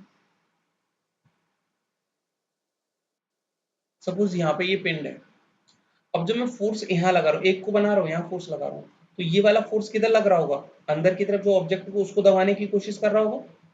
ऐसे जब ये नीचे वाले से ऐसे ऊपर आएगा, तो ये भी क्या कर रहा होगा, कुछ इस तरह से ऐसे काम कर रहा होगा कि सर जब मैं यहाँ से नीचे से ऊपर लगा रहा हूँ इसमें फोर्स, तो ये ऊपर से नीचे लगा रहा होगा, तो डायरेक्शन अपोजिट हुआ, और बीच में क्या फलक्रम। तो ये जो प्लायर है आपका, ये भी क्या फर्स्ट क्लास लीवर है। एग्जांपल पूछता है which of the following is a first class liver, तो एग्जांपल दे देगा, प्लायर दे देगा, सीसॉ दे देगा, कौन सा नहीं है। तो एग्जांपल्स थोड़े से याद रखने पड़ेंगे आपको, ठीक है। कोशिश कर रखा है मैंने काफी कि ज्यादा से ज्यादा मैं आपको एग्जांपल्स दे सकूं। यहाँ पे एक एग्जांपल आपको स्क्रीन पे दिख रहा है, जैसे कि कील को निकाल रहा है हैमर। यहाँ क्या हो रहा है कि सर हम यहाँ कहीं फोर्स लगा रहे होंगे इसको, ये कील को ऐसे निकाल रहा है, यहाँ जो पॉइंट है एक तरह से क्या है, इसी के अबाउट रोटेशन हो रहा है, जो रोटेशन होगा इसी अबाउट के अबाउट हो रहा होगा कहीं ना कहीं। तो ये भी क्या है, फर्स्ट क्लास लीवर का एग्जांपल है, hammer two point out the nail. अब क्लास टू लीवर पे आ जाते हैं। देखो क्लास टू लीवर में क्या बोला था अभी, जिसमें मैंने वर्ड यूज किया था FRE, फ्री, ठीक है। आर क्या है, रेसिस्टेंस है, आर क्या है, रेसिस्टेंस कह लो या लोड कह लो इसी चीज को। आर को क्या कह लो, रेसिस्टेंस कह लो या लोड कह लो, या तो लोड कह लो या रेसिस्टेंस कह लो। ध्यान से देखो, सिर्फ जो रेसिस्टेंस या लोड है, ये मेरा लोड है, ये मेरा क्या है, लोड है। ये मेरा इनपुट फोर्स है, मेरा लोड बीच में आ गया, FRE, R is the resistance in the middle. तो अगर मेरा लोड बीच में आ गया तो क्या होगा, ध्यान से देखो, यहाँ क्या होगा, सो जो लोड बीच में आया इसको देखो ध्यान से, यहाँ से देखो सर, लोड मेरा बीच में, ये फलक्रम है इस पॉइंट के अबाउट, ये लोड है, ये इनपुट फोर्स है। तो इनपुट फोर्स ऊपर लगाऊंगा, लोड का डायरेक्शन नीचे। यहाँ भी क्या है सर, यहाँ भी क्या है, अपोजिट डायरेक्शन है, देख लो ध्यान से कि सर मेरा जो लोड है वो नीचे लग रहा होगा, इस मान लो 100 kg वेट है तो mg नीचे लग रहा होगा, लेकिन मैं फोर्स ऊपर लगा रहा हूँ। तो यहाँ भी क्या डायरेक्शन है, अपोजिट, यानी क्लास वन में और क्लास टू में जो डायरेक्शन है फोर्स का वो क्या है, अपोजिट है। देखते जाना ध्यान से, मैंने जैसे बोला था क्लास वन में अपोजिट होता है, तो माइंड में सेटअप कर लेते कि नहीं, क्लास वन है मतलब अपोजिट डायरेक्शन, सेकंड में भी क्या अपोजिट डायरेक्शन है। एग्जांपल्स देखो, एग्जांपल से ज्यादा अंडरस्टैंडिंग होगी। जैसे एग्जांपल है आपके पास व्हील बैरो, एग्जांपल है व्हील बैरो। आपने देखा होगा गली वगैरह में जो कूड़ा उठाने वाला आता है, या जहाँ पे कंस्ट्रक्शन का काम होता है, वहाँ पे लेबर वगैरह सीमेंट है, गिट्टी है, छोटा मोटा सामान रख के ले जाते हैं। तो यहाँ पे क्या हो रहा है, ये जो पॉइंट है रेड कलर से कर रहा हूँ, ये आपका क्या फलक्रम है, इसमें कुछ लोड रखा होगा, तो लोड डाउनवर्ड, आप इसको उठाओगे ऊपर की ओर, यहाँ पे हाथ पकड़ के इसको ऊपर की तरफ उठाओगे, तो ये इनपुट फोर्स आपका ऊपर की तरफ, और लोड नीचे की तरफ, और फलक्रम एक एंड पॉइंट पे। मतलब सिंपल से याद रखना है कि लोड कहाँ पे आ जाएगा, रेसिस्टेंस होगा वो मिडल में आएगा, रेसिस्टेंस का मतलब है लोड, से याद रखो। रेसिस्टेंस अगर लोड मिडल में आ गया तो आपका सेकेंड टाइप लीवर। एग्जाम्पल में एक और है, जैसे बोतल ओपनर है, डोर है, बोतल ओपनर कैसे, तो यहाँ देखो, जब हम बात करते हैं, जैसे हम किसी बोतल को ओपन करते हैं, मान लीजिए यहाँ से जब बोतल को ओपन करते हैं, तो जो ये वाला पॉइंट होता है, ये तो एक तरह से इसी का आउट रोटेट होता है, ढक्कन को ये वाला पोर्शन ही तो ओपन उठाता है। तो यहाँ पे कहीं ना कहीं लोड लग रहा होगा, आप यहाँ पे इनपुट फोर्स लगा रहे हो, इनपुट फोर्स एक एंड पे, एंड पॉइंट पे फलक्रम, बीच में क्या है, लोड है, जिसको आपको ढक्कन को उठाना है, ठीक है। ऐसी डोर होता है आपके पास, डोर का एग्जाम्पल देखो, डोर का क्या है, सो डोर में क्या है, सपोज डोर हिंज है इस पॉइंट के अबाउट ऐसे करके, ये हिंज है इस तरह से, कोई सा भी डोर ले लो, ये वाला ले लो, या ट्रेन वगैरह में जो आपने देखा होगा इस तरह से रहता है, इस तरह से ले लो। सर अगर इस तरह से लोड है, डोर को मेरे को खिड़की वाला डोर समझ लो, विंडो मेरे को उठाना है ऊपर, सिंपल सा, जो ट्रेन में लगा रहता है, अपना बोतल वगैरह टिफिन रखने के लिए जो यूज करते हो स्लीपर क्लास में या एसी वाली क्लास में, ध्यान सुनो। सर इसका कुछ का वेट होगा, यहाँ पे कुछ लोड रखा हुआ है, ठीक है, मान लो मेरे को उसको ऊपर उठाना है, या इसी प्लेटफॉर्म का ही वेट होता है, तो वेट नीचे लग रहा होता है, लोड यहाँ पे, बट हिंज किस पॉइंट के अबाउट है, सर इस पॉइंट के अबाउट। तो ये कौन सा लीवर है, सेकेंड टाइप है। गेट में भी देखो, सर इस गेट का जो वेट होगा वो mg यहाँ लग रहा होगा, बट मैं फोर्स लगाता हूँ जब हैंडल पकड़ के यहाँ से, तो इस फिक्स फ्री एंड पे लगाता हूँ, इधर इनपुट फोर्स रहता है, मिडल में इसका वेट होता है, वेट ऑफ द डोर, और ये आपका हिंज पॉइंट। मतलब लोकेशन देखो तीनों का, सर हिंज है, लोड है और इनपुट फोर्स है। हिंज क्या है हमारा, फलक्रम है, तो फलक्रम एक एंड पे और इनपुट फोर्स एक एंड पे, बीच में क्या है, लोड है। तो इस तरह का टाइप होता है सेकेंड टाइप। ठीक है, और एग्जांपल जैसे मैंने यहाँ बना, एक एग्जांपल है नट क्रैकर, इसको देखो। नट क्रैकर अखरोट वगैरह तोड़ने के लिए यूज करते हैं, बादाम को तोड़ने के लिए, क्या है सर, इस पॉइंट पे देखो जो मैं रेड कलर शो कर रहा हूँ, ये क्या है, हिंज पॉइंट है, मतलब ये मेरा क्या है, फलक्रम है, जिसके अबाउट रोटेट करेगा। ठीक है, एक्सरसाइज करने के लिए भी कुछ इस तरह का लेते हो, वो स्प्रिंग वाला जो रहता है, स्प्रिंग वगैरह रहता है, अच्छा, हैंड ग्रिपर। हाँ हैंड ग्रिपर। अब सुनो, तो यहाँ पे जो चीज आपने यहाँ पे कोई फ्रूट रखा, तो इन इसको फोड़ना है, तो आप लोड ऐसे लगाओगे, ये लोड लगाओगे, यहाँ देखो, यहाँ जो भी चीज रखो वो आराम से तोड़ लोगे। तो इस ये भी कौन सा है, सेकेंड टाइप का है आपके पास नट क्रैकर। ठीक है, ध्यान रखना इसको। जो तीसरा क्लास आता है, that is class 3 lever. Class 3 lever, इसको समझ लो। यहाँ पे क्या होगा, सेम वर्ड से याद हो, एफ आर ई से याद रखो, फ्री से, एफ आर ई से, डबल ई लिख देता हूँ ताकि समझ में रहे। ई मतलब क्या है, एफर्ट। अगर आपका एफर्ट मिडल में हो जाए, एफर्ट कहाँ हो जाए, जो इनपुट फोर्स है वो मिडल में हो जाए, और ये आपका लोड हो गया, रेसिस्टेंस जिसको बोल रहे हैं, एक एंड पर, फलक्रम अभी भी साइड में है, मतलब input force in the middle of load and effort. भाई इस वर्ड से याद रखना, एफर्ट अगर मिडल में आ जाए, हम बात करें सबकी मिडल की, ये अगर मिडल में आ जाए, ये मिडल में आ जाए, ये मिडल में, अगर एफर्ट आपका मिडल में आ गया, इनपुट फोर्स मिडल में आ गया, तो किस टाइप का हो जाएगा, थर्ड टाइप का। यहाँ पे देखो क्या होगा, यहाँ देखो ध्यान से, input force in the middle, example में हॉकी स्टिक है, लेक्रोस स्टिक है, बेसबॉल बैट है, फिशिंग पोल है, कई सारे एग्जाम्पल है, जैसे आपके पास हॉकी स्टिक है ये रहा। ठीक है, दूसरा यहाँ पे फलक्रम एक एंड पॉइंट पे, फलक्रम एक एंड पॉइंट का मतलब क्या है, जब आप हाथ से बैट को पकड़ रहे हो, तो जो ये वाला हाथ है, पीछे वाला हाथ, ये कैसे काम कर रहा है, कहीं ना कहीं इसके अबाउट आपका हाथ रोटेट करता है। बैट बॉल भी खेलते हो तो जिस पीछे वाले हाथ को क्या मान के चलते हो, एक फलक्रम उसके अबाउट रोटेट करता है। जो सेकेंड हैंड होता है, उससे आप कहीं ना कहीं फोर्स अप्लाई करते हो, क्या करते हो, फोर्स अप्लाई करते हो। ये तो बॉल आ रही है, यहाँ देखो, ये आपका लोड हो गया, ये बॉल है आ रही है एंड पॉइंट पर, आप जो फोर्स लगाते हो वो मिडल वाले फोर्स से लगाते हो, इनपुट फोर्स। जो पीछे वाला हाथ है वो ऐसे क्या है, आपका फलक्रम की तरह सेट करेगा।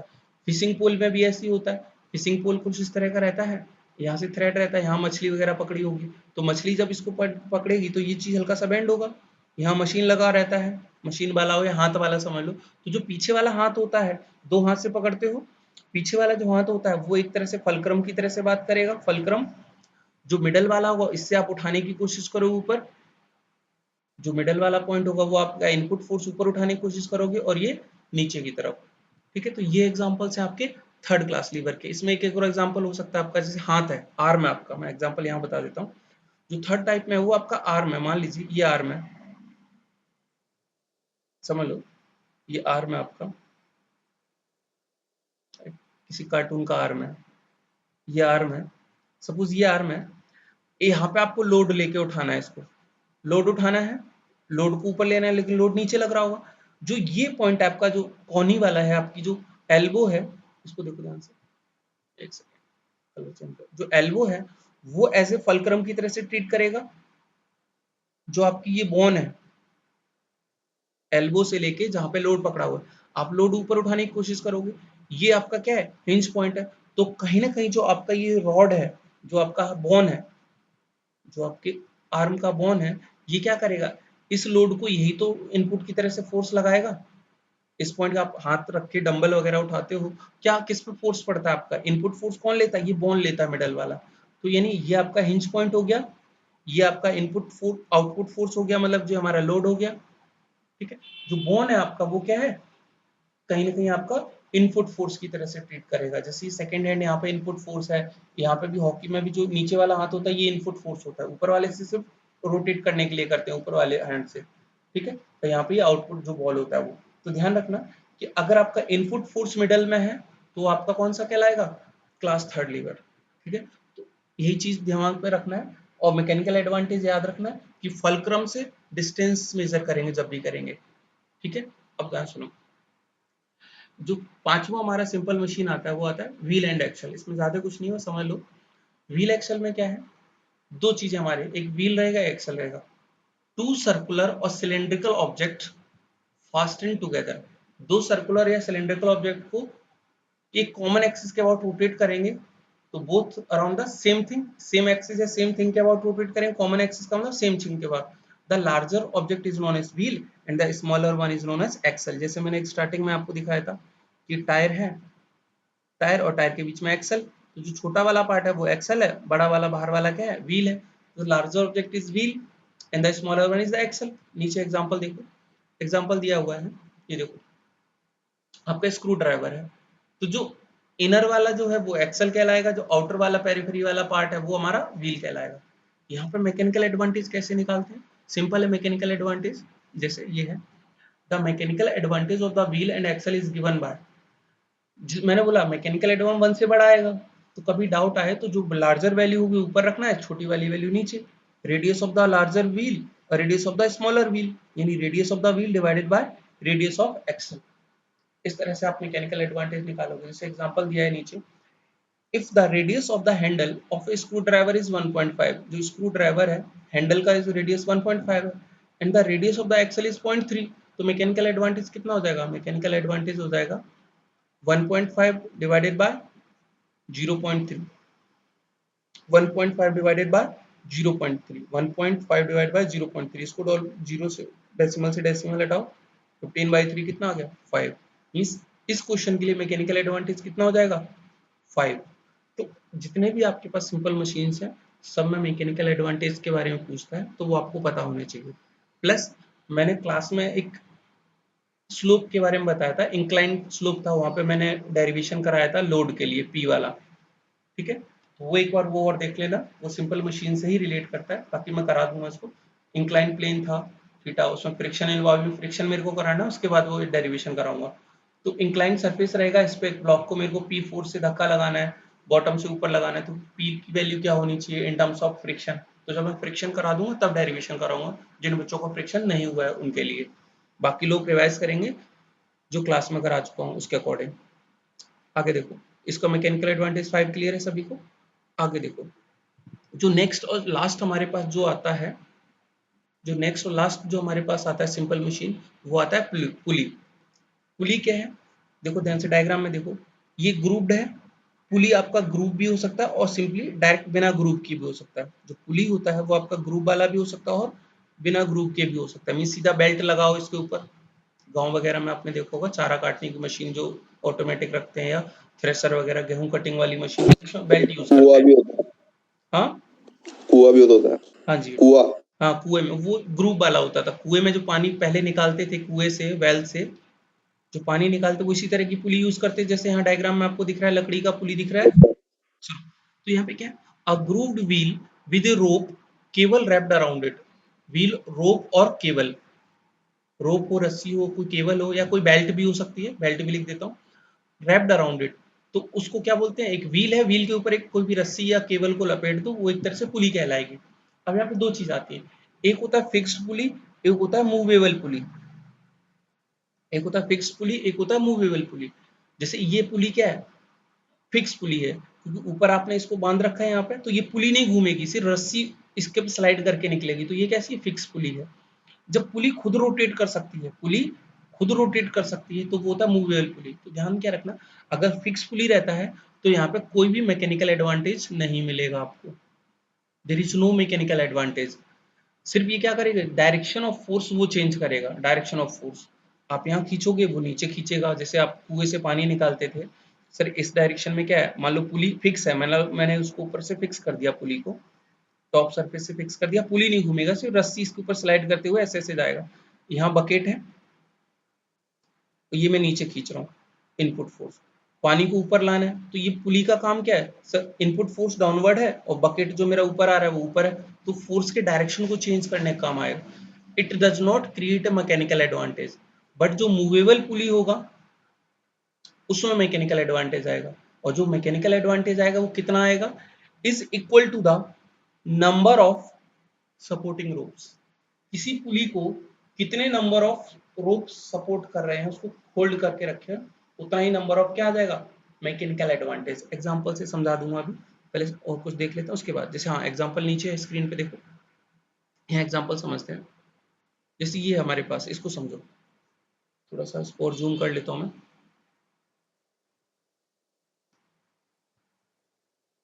ध्यान से देखना बेटा,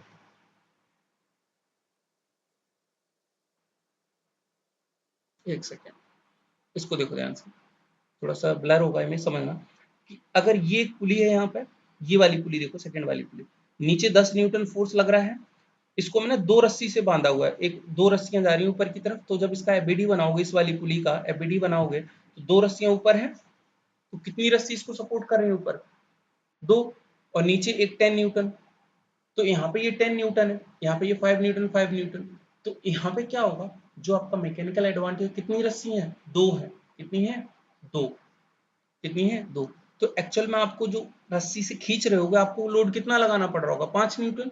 भाई जो ये रस्सी जा रही है इस तरह से आगे जाके, यहाँ दिख नहीं रहा, तो यहाँ पे जो लोड लगाओगे, एक सेकंड, नहीं आ रहा इधर, यहाँ पे जो लोड लगाओ कितना लगाना पड़ेगा, सिर्फ 5 न्यूटन, आप लगा रहे हो 5 न्यूटन, लेकिन उठा कितने रहे हो, 10 न्यूटन को, तो 10 डिवाइडेड बाय 5, दो आएगा, डायरेक्टली नंबर ऑफ यहाँ पे स्लोप्स कितने हैं, दो, तो यहाँ पे जो मैकेनिकल एडवांटेज दो आ जाएगा, जैसे नीचे डायग्राम में देखो, मैंने यहाँ टेबल बना रखी, इस टेबल को थोड़ा सा देखते हैं, ज्यादा ब्लर है, ठीक है, देखो पहला केस मेरा यही था इनपुट वाला, पहले केस में क्या है, ए वाला केस यही था जो समझा है, इनपुट फोर्स कितना है मेरा, 5 न्यूटन लगा रहा हूं मैं, आउटपुट फोर्स कितना है, 10 न्यूटन को खींच पा रहे हैं, तो मैकेनिकल एडवांटेज कितना हो जाएगा, 10/5 दैट इज 2। दूसरे केस को देखो, दूसरे केस में देखो, दूसरे केस में क्या है कि यहाँ पे जो हमारे पास ये 15 न्यूटन फोर्स है, इसको खींचना है, लेकिन हम फोर्स कितना लगा रहे हैं, 5 न्यूटन, इस पुली के साथ कितनी रस्सी कनेक्ट है, तीन, कितनी है, तीन, तो हर एक में टेंशन सेम होगा, 5n 5n 5n 3 times, 3x का मतलब 3 टाइम्स है, तो 5n 5n 3 times, input force मेरा 5 न्यूटन है, आउटपुट फोर्स मेरा क्या, 15 न्यूटन, 15 न्यूटन को उठा रहा हूँ, कितना हो जाएगा, 15/3, 15/5 दैट इज 3, तो हमारे पास कितना हो जाएगा, 3 आ जाएगा, तो यहाँ पे कितना दे रखा है, देखो डायग्राम में जो टेबल है उसमें कितना दिया है, एक सेकेंड, यहाँ भी कितना है, 3, तो डायरेक्टली याद रखना है, जब भी आपके पास पुली वाला केस आएगा, तो जो हमारा जिस लोड के साथ पुली कनेक्ट होगा, जैसे यहाँ 20 न्यूटन लोड के साथ ये पुली कनेक्ट है, पुली में कितने रस्सी हैं, चार, कितने हैं, चार, तो यहाँ पे जो डिग्री ऑफ जो मैकेनिकल एडवांटेज वो कितना आ जाएगा, चार आ जाएगा, कितना आ जाएगा, चार आ जाएगा, यहाँ देखो जो कि डायग्राम में है, ये कितना दिया है, चार, कितना दिया है, चार, अच्छा एक डायग्राम यहाँ और दिया है, उसको समझ लेते हैं, वैसे तो ये करा चुका हूँ, फिर भी समझ लो हल्का सा, इस डायग्राम को देखो ध्यान से, इस डायग्राम को देखो, जो हमारा मैकेनिकल एडवांटेज होता है वो होता है load upon effort, load upon effort, load हमारा क्या होता है सर, आउटपुट जो हमें चाहिए, एफर्ट क्या मेरा इनपुट फोर्स है, तो यहाँ पे देखो 300 न्यूटन को, 300 न्यूटन को, ठीक है, मेरे को उठाना है, ये डिस्टेंस कितना है, 100 mm, और यहाँ पे डिस्टेंस कितना है, उठाना है, मतलब यहाँ से जो मेरा फलक्रम है, ये एक तरह से ये मेरा फलक्रम है, यहाँ डिस्टेंस मैंने कितना उठाया, 100 mm मान लो, और यहाँ पे मैंने हाथों से कितना उठाया, 300 mm, एक्चुअल में ये होता है कि यहाँ ज्यादा उठाते हैं, यहाँ पे डिस्टेंस कम उठता है, तो ये क्या हो गया, 100 न्यूटन, तीन गुना ज्यादा डिस्टेंस ट्रेवल, 100 × 300, 100 × 300,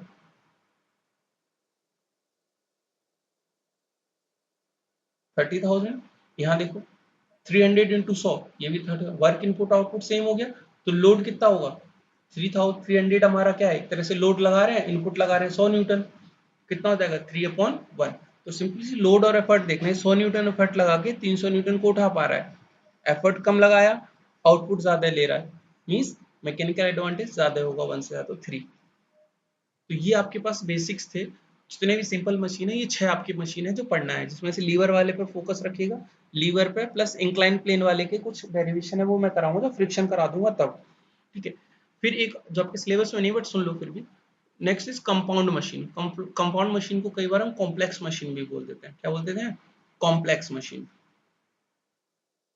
कंपाउंड मशीन को ही दूसरा नाम क्या होता है, कॉम्प्लेक्स मशीन, तो any machine that uses two or more simple machine, मतलब compound machine is a combination of two or more simple machines, दो या दो से ज्यादा सिंपल मशीन्स के कॉम्बिनेशन को ही हम क्या बोल देते हैं, कंपाउंड मशीन, ठीक है, यहाँ पे जो मैकेनिकल एडवांटेज आएगा वो आएगा product of individual machines that make it up, मतलब अगर मान लो तीन मशीन है, आपकी तीन मशीन का यूज करके, मैंने तीन मशीन का यूज करके आपका निकाला है, तो तीनों मशीन का क्या करोगे sir, mechanical advantage of first machine निकालोगे, mechanical advantage of second machine निकालोगे plus mechanical advantage of third machine. तीनों का जो प्रोडक्ट होगा वही आपका क्या होगा, प्रोडक्ट ऑफ इंडिविजुअल मशीन्स, वही मैकेनिकल एडवांटेज ऑफ कंपाउंड। अगर गलती से कोई पूछ ले, मान लो आपको सिंपल सा बोल दे कंपाउंड मशीन है which is combination of 3 machines, और तीनों मशीन का इंडिविजुअल मैकेनिकल एडवांटेज दे दे, इसका 2 दे दे, इसका 3 दे दे, इसका 5 दे दे, और बोले कंपाउंड मशीन का मैकेनिकल एडवांटेज क्या होगा, तो मैकेनिकल एडवांटेज जो कंपाउंड का हो जाएगा वो हो जाएगा 2 into 3 into 2 into 3 into 5, 2 into 3 into 5 कितना हो गया 30। तो कंपाउंड मशीन से आप हायर मैग्नीट्यूड का मैकेनिकल एडवांटेज ऑब्टेन कर सकते हो। ठीक है, जो भी हमारे ये नोट्स रहे हैं, ये नोट्स मैं आपको भेज देता हूँ, आप इसमें से जो आपको सही लगता है वो मैकेनिकल एडवांटेज वाला कॉपी कर लीजिए। बाकी एग्जांपल्स आप कुछ और भी गूगल से सर्च करके देख सकते हो, ढेर सारे एग्जांपल है क्लास 1 क्लास 2 क्लास 3 के लीवर के। रिकॉर्डिंग भी भेज देना। हाँ, रिकॉर्डिंग भी भेज दूंगा मैं। ठीक है, तो यहीं पे खत्म करती है। कंपाउंड मशीन आपको दिख रही होगी, तो इसके बारे में ज़्यादा नहीं जानना, एप्पल को छील रही है। थोड़ा सा जूम आउट कर लेता हूँ इसको।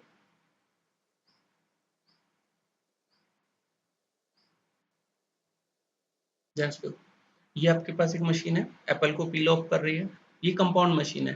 ठीक है, तो आपको कंपाउंड मशीन ही देख मतलब नहीं पढ़नी है, आपको सिर्फ सिंपल मशीन्स पढ़नी है।